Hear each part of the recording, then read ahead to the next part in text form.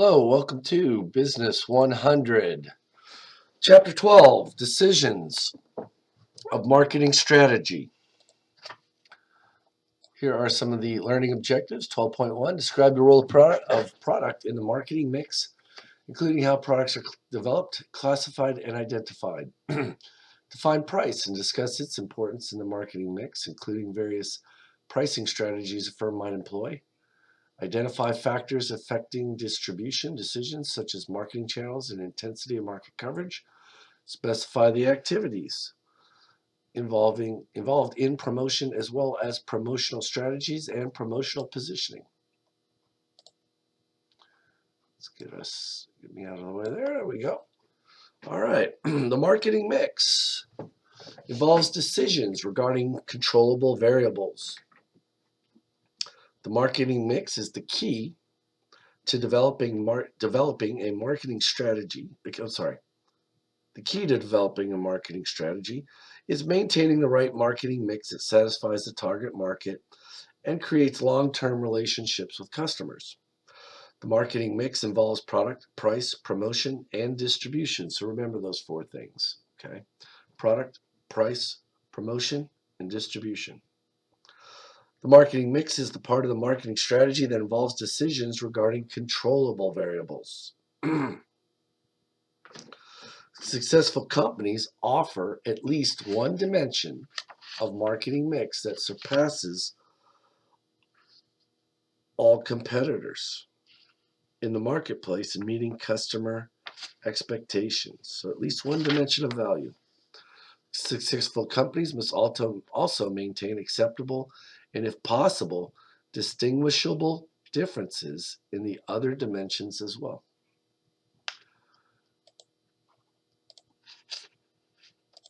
Product strategy. A product is a good, service, or idea containing tangible and intangible attributes that provide satisfaction and benefits. Remember that thousands of products are introduced each year, but very few succeed. A firm can take considerable time to get a product ready for the market. For example, it took more than 20 years for the first photocopier. Sometimes a product or idea is shelved only to return later. The product development process. Okay. So if you look here, we have idea development, new idea screening, business analysis, product development, test marketing, and commercialization. That first step, is idea development. New ideas can come from marketing research, engineers, and outside sources. New ideas can also come from customers, brainstorming, and intra-company incentives. New ideas can even create a company. While attending Yale, Fred Smith studied a mathematical discipline called topology. Realizing the potential efficiencies of connecting all points on a network through a central hub, Smith used what he learned to create FedEx. That worked out pretty well for him. New idea screening, that's the next step. In this phase, a marketing manager should look at the organization's resources and objectives and assess the firm's ability to produce and market the product. Important considerations are consumer desires, the competition, technological changes, social trends, and political, economic, and environmental considerations. Most new product ideas are rejected during the screening stage because they seem inappropriate or impractical for the organization. The next thing we have is the third step here, business analysis.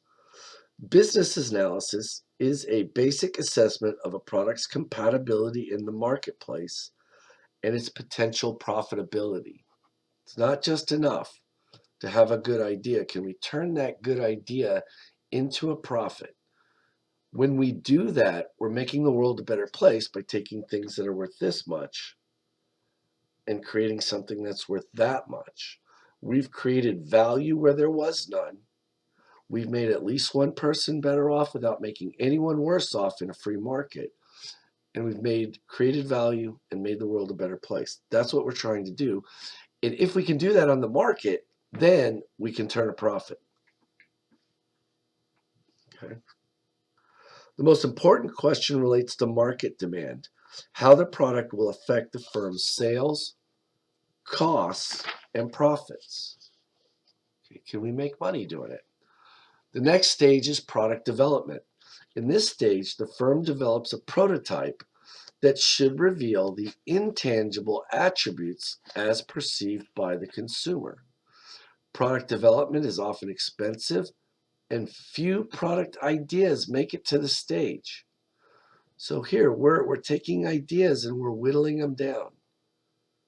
Here's all the ideas we might have. Are these practical? Here, can we make a profit? Is it possible? Here, the product development. Okay. What's this thing going to be like? What are its intangible attributes? And very few even make it to this stage. The next step is test marketing.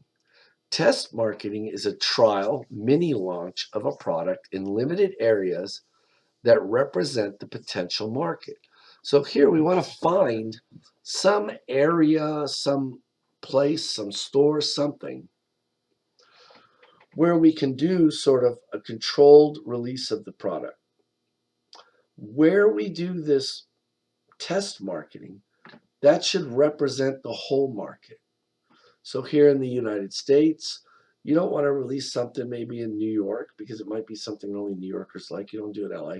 A lot of times they'll release it in a Midwestern area where there's some sort of a market where people will represent America as a whole. Okay. It allows a complete test of the marketing strategy in a natural environment, giving the organization the opportunity to discover weaknesses and eliminate them before the product is fully launched. Fast food restaurants, you always hear about them releasing something. They'll come up with an idea, like, say, McDonald's releasing chicken. They did chicken wings a while back. Okay. Before that ever went national, they had a test market and they put these chicken wings out to find out if they were good. And they may say, okay, people didn't like them. They're too hot, or they weren't hot enough, or they were too salty. And then they might redo the chicken nuggets or chicken fingers and chicken wings, excuse me, and then release them in another test market and see how they work out. Because test marketing requires significant resources and expertise, market research companies like AC Nielsen can assist firms in test marketing their products. And finally, we have commercialization. Commercialization is the full introduction of a complete marketing strategy and the launch of a product for commercial success. During this stage, the firm gears up for full-scale production, distribution, and promotion.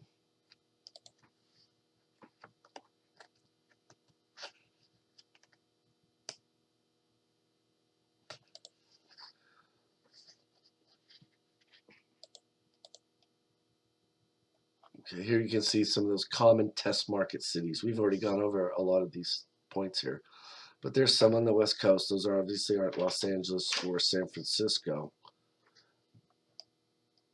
Wait, now. Hello. Hi, this is Anna. Anna is our test marketing subject for this video. Okay, so you can see a lot of these locations. St. Louis is one that pops into my mind. You hear about a lot. Tucson, okay.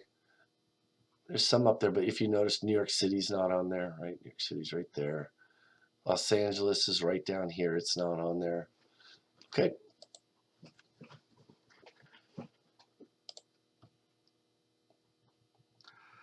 Classifying products.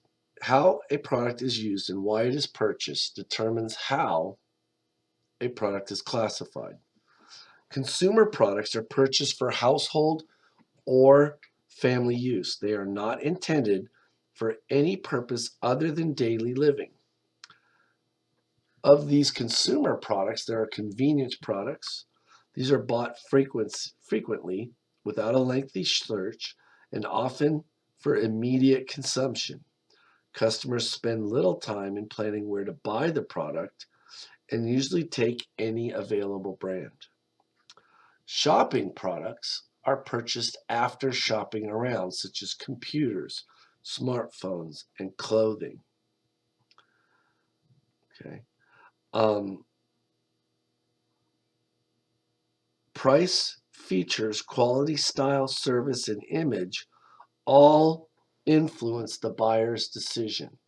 So once again, write these down. Price, features, can't see my hand here. It's hard to do this. Price, features, quality, style is 4, service is 5, and image 6. All influence buyers' decisions. You can see clothing here, right? I can tell you something right now. I had a student once that drove a truck, and he used to pick up shirts from a factory. He said there was 2 different kinds of shirt. They were exact same shirt, no difference. One of them did not have a tag on. It went to the dollar stores, like Family Dollar, I think. So the other one had a tag on, and it went to the department stores. The ones with the tag on them that said the brand or whatever sold for a lot more money, and they sold a lot more of those shirts. Okay? So here, price wasn't important. Features, the same shirt, same quality, same style. The image was what was important. The ones that had the brand name on them gave customers a better product. They felt that that was a better product with the brand name on it. Okay, those are shopping products. Specialty products require greater research in shopping and effort to obtain. They are purchased less often, and consumers are unwilling to accept a substitute. Motorcycles, art, and rock concerts. These people that write these books, I think they're older than I am. I don't think people go to rock concerts anymore, do they? Put it in the comments, but there are no comments, so put it in the round file. Next slide. Business products are used directly or indirectly in the operation or manufacturing processes of businesses. Okay, these include raw materials, or natural products that usually require additional processing for use in production. Timber, which needs to be turned into lumber, would be a raw material.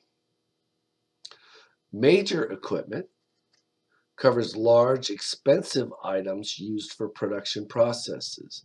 I would assume down at Goodyear, a tire making machine, and they have them.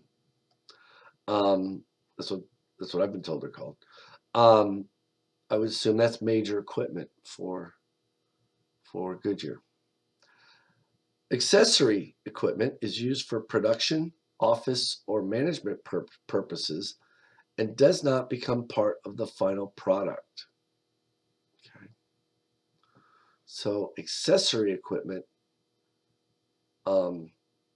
does not become part of the final product.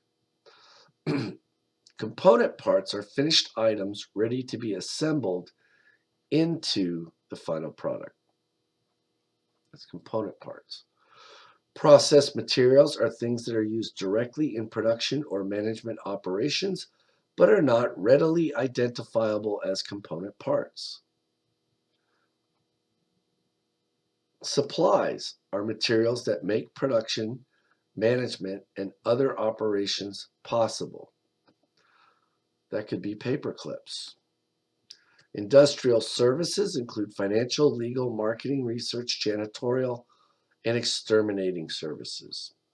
Okay, so those are all different classifications for business products. And if you remember, we have 7 of them. product line and product mix. A product line is a group of closely related products that are treated as a unit because of similar marketing strategies and production or end use considerations. Okay, so that's a product line. An example, I went shopping the other day. My wife told me to go buy some candy for the kids' fall festival. Reese's has a product line, and that is, if you look, Reese's peanut butter cups, they've got different flavors. They got white chocolate, regular chocolate, and they had some that were in glow-in-the-dark wrappers, of all things, for Halloween.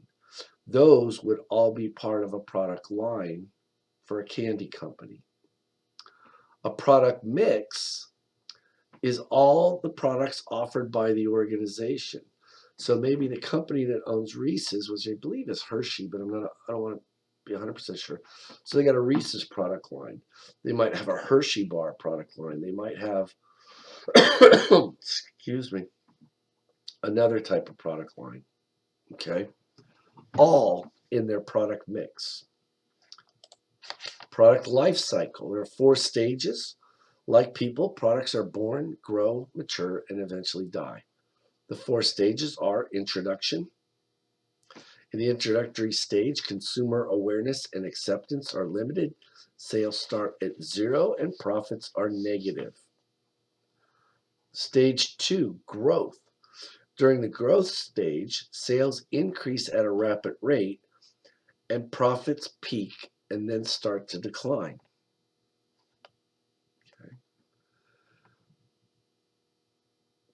Competing firms become aware that the product has achieved some success, which may result into their entry into the market. So now you're going to get competition. Wow, look at what those guys are doing with chocolate and peanut butter at Reese's. We'll make our own chocolate and peanut butter type candy and enter the market. The next stage is the maturity stage. Industry sales continue to increase, peak, and then decline. Severe competition and heavy marketing expenses characterize this stage. And finally, we have the decline stage. During the decline stage, sales and profits decline. Certain models may be eliminated and marketing expenditures may be cut. Plans must be made to phase out the declining product and to introduce new ones in its place. Okay, now we're going to take a short break for a quiz, part of the quiz, and then we will come back. Welcome back from your quiz. I hope you enjoyed it. Got more questions later at the end. Here's a graph of the life cycle of a product. You can see sales are in blue. Start off at 0, increase during the growth phase, top out during maturity, start to decline, and then decline along the decline phase. Profits are initially negative during introduction. They become positive during growth and increase, top out, start to decrease over maturity as competitors come in and start competing that profit away, and eventually decline during the 4th phase. Okay. The next thing we're going to talk about is identifying products. The first thing we do is branding. We have branding, packaging, and labeling can be used to identify or distinguish one product from the others. Branding is the process of naming and identifying products. A brand is a name, term, symbol, design, or combination of those things that identifies and distinguishes a product. The brand name is the part of the brand that can be spoken and consists of letters, words, or numbers. A brand mark is the part of the brand that is a distinctive design. So for McDonald's, when we say McDonald's, that is the brand name. And the brand mark is the big red and yellow M. Okay. Now, a trademark is a brand that is registered with the U.S. Patent and Trademark Office and is legally protected from use by any other firm. Protecting a brand name is important in maintaining a brand identity. Okay, Xerox and Kleenex are now synonymous with the product that they produce, right? Even if you buy a store brand tissue, you call it a Kleenex. If you buy a copier machine, people still, I think younger people's going away, but people my age, we still, that's a Xerox machine, even though it's really a copying machine. Those are two very successful brands, and they're very good at it. There are two main categories of brands. There's manufacturer brands. These are brands initiated and owned by the manufacturer to identify products from the point of production to the point of purchase. Then there are private distributor brands. Those are middlemen or store brands owned and controlled by a wholesaler or retailer. Lowe's, I believe, is very good at having these private distributor brands. I think that they have Maytag, or one of the major producers, make all of their Lowe's branded washing machines, okay? And they slap their name on them. Meanwhile, Maytag is a manufacturer's brand. They control the brand name from production all the way to the point of purchase. And then there are generic products with no names. Okay. Ways to identify a product. You have packaging. Influence consumers' attitudes, provides protection, economy, convenience, and promotion. Okay. There are a lot of products you can probably think of off the top of your head where the packaging makes them unique. Okay, Tide brand soap, right? Orange and I don't know what the other color is. Orange and pink swoop or whatever. Orange and red is the color I was thinking of. Okay, that is packaging. Labeling contains ingredients, nutritional facts, care instructions, suggestions for use, and manufacturer's address. Okay. And then finally, quality.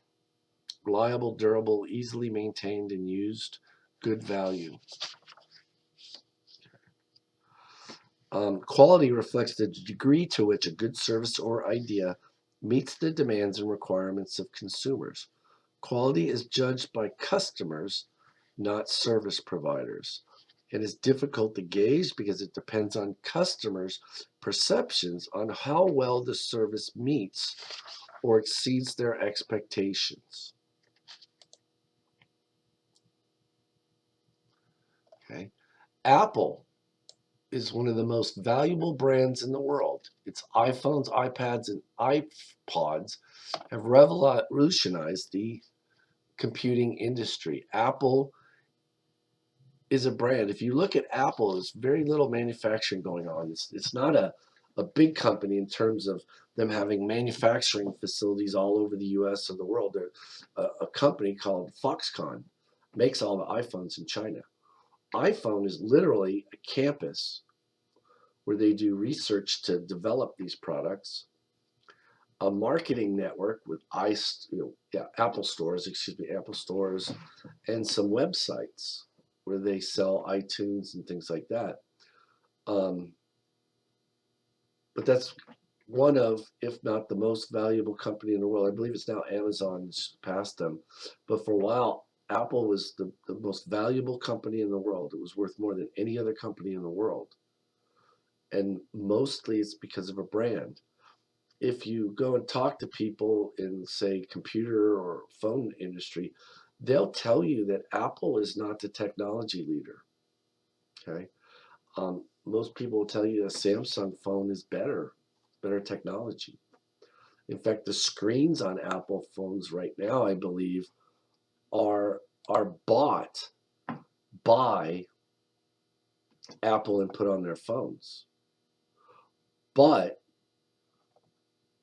Apple iPhones sell like crazy because of the way that they're marketed. It's trendy. It's you're trendy. You're cool if you own an iPhone, and you're not if you own a Samsung. Okay, so they do a very good job of marketing their product. Okay. And finally, here we're going to talk about pricing strategy, and that will run me out of time here. So when we talk about pricing strategy, price is the value placed on the object involved in an exchange between a buyer and a seller. Buyers' interest in price stems from their expectations about the usefulness of a product or the satisfaction they may derive from it. Price is a key element in the marketing mix because it relates directly to the generation of revenue and profits. For most products, the quantity demanded goes up. In fact, for all products, goes up as the price goes down and vice versa. Consumers vary in their response to price. Some focus solely on the lowest price, while others consider quality or the prestige associated with a product and its price. The product's perceived value in the marketplace added to the production cost help determine price. Price is probably the most flexible variable in the marketing mix. Okay, so we can change price, it's flexible. A lot of things about a product we can't change. Say we're talking about Tide soap, we can't go and change the ingredients very easily, right? But we can change the price. If, let's say, Gain came out with a new detergent that was perceived by consumers as being better, maybe they had a better ingredient in it that got rid of stains. Well, that of course would help Gain compete against Tide, but the problem is, to make up for that, Tide could cut their price. Okay, so in this case, Gain might be more expensive, and maybe the two are equal price, but Gain made this improvement, and Tide drops their price to keep competitive against Gain. And that's a pricing strategy.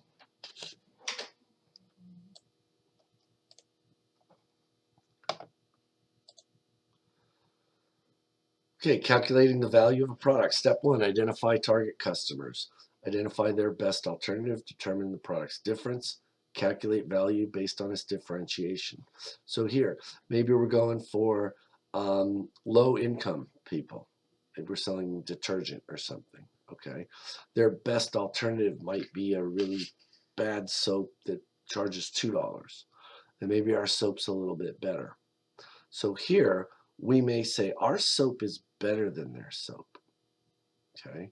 So we might charge a little bit more than $2, but make a point to the customer that this is way better soap than what you've been buying at $2, okay? Okay. Price, key element in marketing mix as it relates directly to revenue and profits, probably the most flexible variable, so it can be set or changed in a few minutes.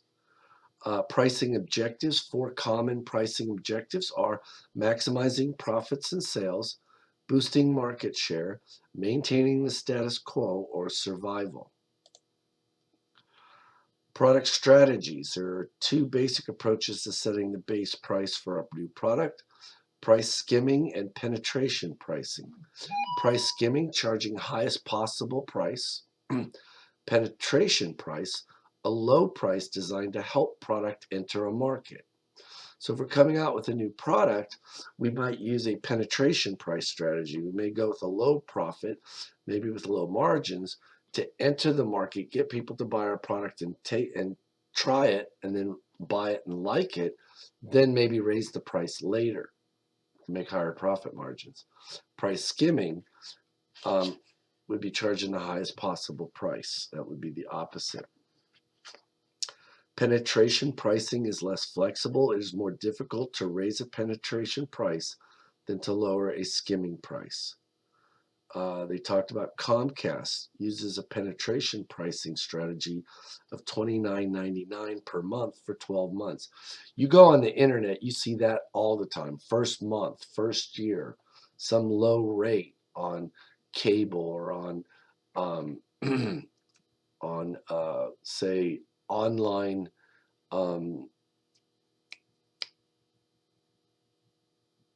trying to think, my brain just went. Some sort of online service, okay? They use a lot of penetration pricing.